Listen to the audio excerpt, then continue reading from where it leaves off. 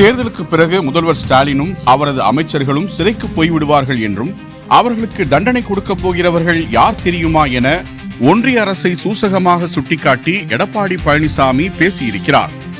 விழுப்புரம் அருகே வானூரில் மக்களை காப்போம் தமிழகத்தை மீட்போம் என்ற தேர்தல் பரப்புரை மேற்கொண்ட அதிமுக பொதுச் செயலாளர் எடப்பாடி பழனிசாமி மருத்துவ மாணவர் இடஒதுக்கீட்டுக்காக அரசியல் சாசன 162வது சட்டத்தை பயன்படுத்திய ஒரே முதலமைச்சர் தாம்தான் என்று தட்டு தடுமாறி பேசிவிட்டு என்னை பார்த்தா கல்விக்கு எதிரானவன் என பேசுகிறாய் என முதல்வர் ஸ்டாலினை ஒருமையில் மிக காட்டமாக சாடினார். இடஒதுக்கீடுக்கு அவர் மறுத்தார். அதை சாதனை படைத்த அரசாங்கம் அதிமுக அரசாங்கம். ஸ்டாலின் அவர்களே, எங்களை பார்த்தா எடப்பாடி பழனிசாமிக்கு படிப்பு கசக்குது சொல்ற, இது நாட்டு மக்களுக்கு தெரியாத இருந்தது. நன்றி தெரிவித்ததுக்கு நன்றி ஸ்டாலின். பல பேருக்கு இது தெரியாது. இந்தியாவிலேயே எந்த ஒரு முதலமைச்சரும் இந்திய அரசியல் அமைப்பு சட்டம் 162 பயன்படுத்தினதே கிடையாது. இதுவரைக்கும் பயன்படுத்தல. பயன்படுத்திய ஒரே ஆள் நான் தான்.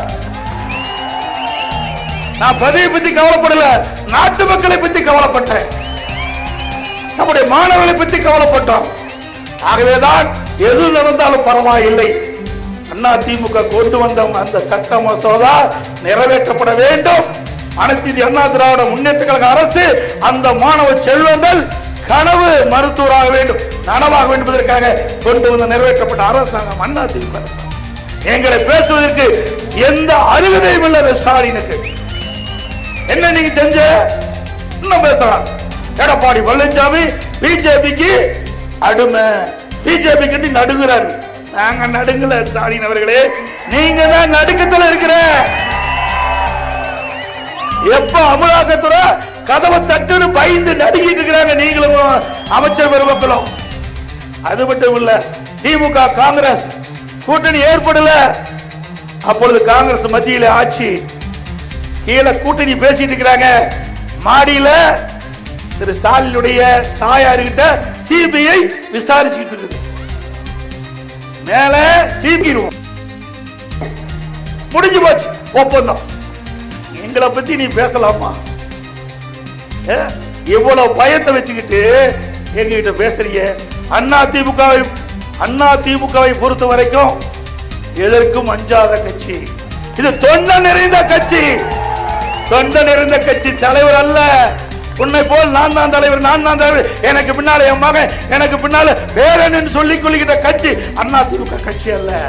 இது ஜனநாயகம் உள்ள ஒரு கட்சி. உழைக்கின்றவர்கள், கட்சிக்கு விசுவாசமா இருக்கின்றவர்கள், மக்கள் மீது நன்மைப்பு பெற்றவர்கள் யார் வேணாலும் இந்த இடத்துக்கு வர முடியும். அப்படி ஒரு மிகப்பெரிய இயக்கத்தை பொன்மனச்செம்மல் புரட்சி தலைவர் எம்ஜிஆர், புரட்சி தலைவி அம்மா நம்மிடத்திலே ஒப்படைத்து விட்டு சென்றிருக்கார். ஸ்டாலின் அவர்களே, எங்க கட்சி உடைக்கிறதுக்கு என்னென்னலாம் திட்டம் போட்டேன், கொஞ்சம் நஞ்சமா திட்டம் போட்டேன், அத்தனையும் உடைத்தெறிந்தோம், தகர்த்தெறிந்தோம். அதிமுக காப்பாத்துன்னு சொல்றாரு யாரு? ஸ்டாலின். உங்க கட்சி காப்பாத்தப்பா, உங்க கட்சி காப்பாத்து. எத்தனை பேரு எங்க இருப்பாங்கன்னே தெரியல. தேர்தல் நேரத்தில் பத்திரமா இருப்பாங்க. நீங்க புரிஞ்சுங்க எந்த இடத்துல இருப்பாங்க. தேர்தல் நேரத்தில் உங்களுடைய அமைச்சர் பெருமக்கள், உங்களுக்கு சகாக்க எங்க இருப்பான்னு நாட்டு மக்களுக்கு தெரியும். பத்திரமா அங்க இருப்பாங்க. இந்த தேர்தலில் கவலையே பட வேண்டாங்க. யாரெல்லாம் அராஜகம் பண்றாங்களோ அவர்களுக்கு தக்க பாதுகாப்பு கொடுப்பாங்க. யார் கொடுப்பாங்க நீங்க புரிஞ்சுங்க.